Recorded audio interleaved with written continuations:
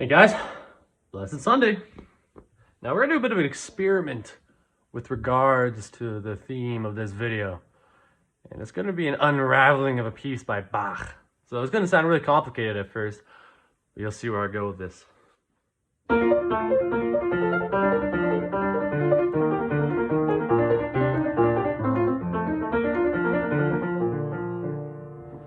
So that was pretty fast. You go faster, you go slower, probably slower. But that was pretty intense, pretty complicated, right? At least maybe to the untrained eye. Even to the trained eye, that is pretty complicated. But when we take it at its roots and unravel it, let's see what happens. Well, whoa. It's just these chords.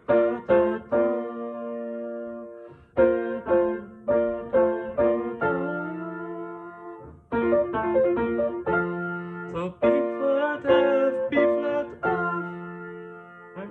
A minor, G minor, A minor.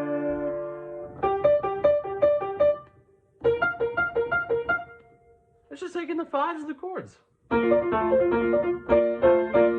Same as this. Now what do you think here? E flat. Kind of going plagal here. And then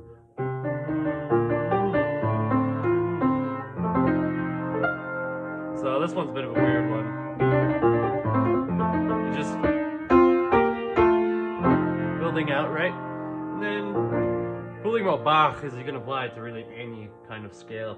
And this, in the key of B flat, this is BWV 866, Prelude and Fugue. Can I remember the fugue?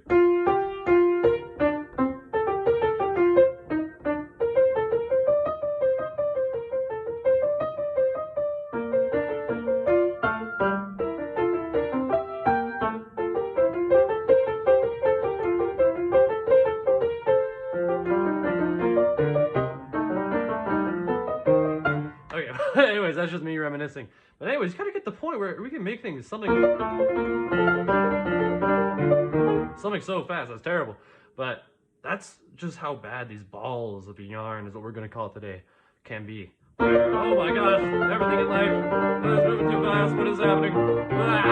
Alright, but let me just take it back, slow it down, and oh, this is beautiful. Beautiful.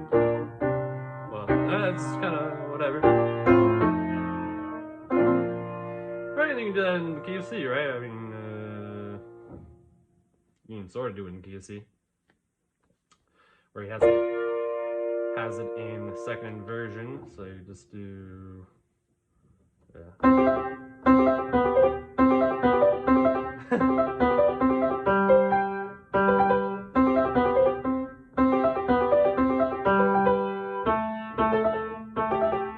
Go to the next, yeah, just down to fifth, right? Anyways, that's a lot of music theory, but I'm trying to say, you know, in Bach, you can do that with anything. You can simplify it. It's called chorale blocking, and turn it into your own. A lot of people, you know, Bach savants will do that and make it simpler. Make this really intense ball of yarn and try to unwind it. Try to make it simpler. And some balls of yarn, we shouldn't try to do that. I mean, some of them are pretty ludicrous, like in this piece, right?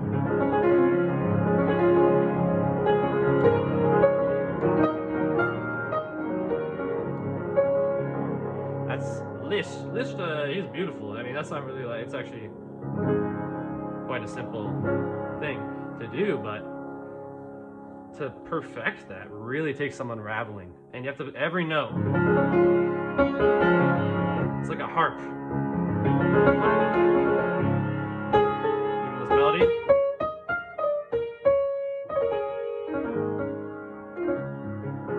Right, so that's our theme. So let's get right into it. Hi guys. Now today is a very important topic to me. Balls of yarn, you know. I kind of geeked out in the beginning there with some Bach, because that's what I'm going into for college. Bachelor's of Music and Piano Performance. And I'll be doing a lot of Bach, and I love him. He is a great composer. Second, in my opinion, to Mozart. So that's my favorite composer, Mozart, at least in that kind of classical Baroque period where they all kind of met each other, sort of. And then just wanted to, I mean, the core theme was just trying to unravel the song, right? Make it simpler than what it sounded like. And I made it complicated, telling you how it worked. Well, we're in this key and doing this, the 5/5, 4/1 plagal, all that type of stuff. You'd only know that if you're a musician. And some of the stuff is my first point with the ball of yarn, is the balls of yarn we choose to focus on. Because if you're not a musician, why would you care if you can make it into a different key and help your technique, right? You wouldn't care about that. It's way too, just goes over your head, right? Too advanced, would take you way too long to unravel. And since it is an advanced technique to do. And the second point with the ball of yarn that we'll get into is because of what we choose, therefore, we have to consider how it'll affect us, these things in life.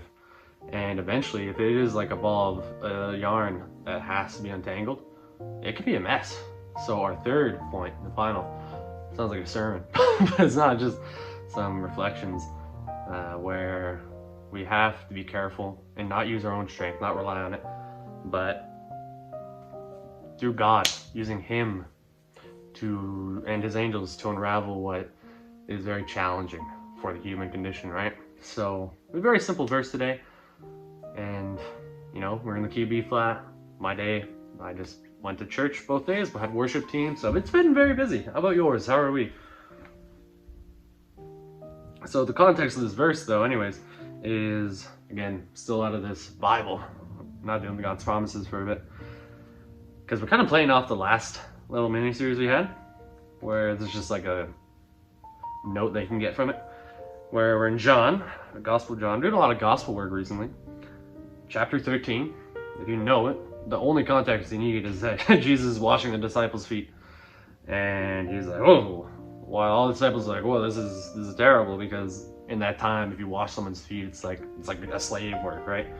The lowest of hierarchy there. So we'll just read one simple verse, and I'll be telling the truth this time. One verse. John chapter 13. Let's see if you know the verse. Now, Jesus answered him. This is Simon Peter. "What I am doing, you do not understand now,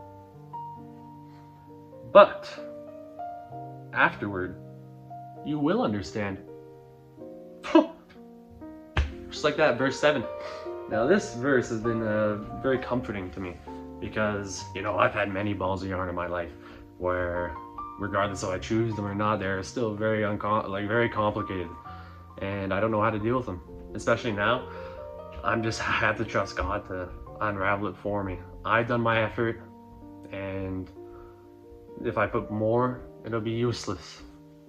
And I might understand why. Why do I have to rest? Why can't I do this? Why can't I do that? No matter how much I want, I just have to realize it is in God's arms now, and I have to let it be.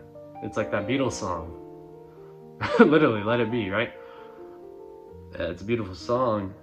Even though Paul McCartney's kind of atheistic, it was a very Christian song where we do just have to let it be. Those balls of yarn, just let them be. Because otherwise, you're just going to be mentally exhausted, you know? You'll forget about self-consideration. You bear too much responsibility, right? And now the sermon we had this morning is about spiritual maturity. And I think that's very important. All these lessons, all these episodes we've done have just been trying to guide my spiritual maturity into growing closer to God, helping you to grow closer to God, and through my experiences, right? So, that's it. John chapter 13, verse 7. You may not know now, but you will understand later. And that's just saying, okay, we have these issues in life, very complicated or uncomplicated, but regardless of the length, the twining, just unwinding it, how long that'll take, it's up to God.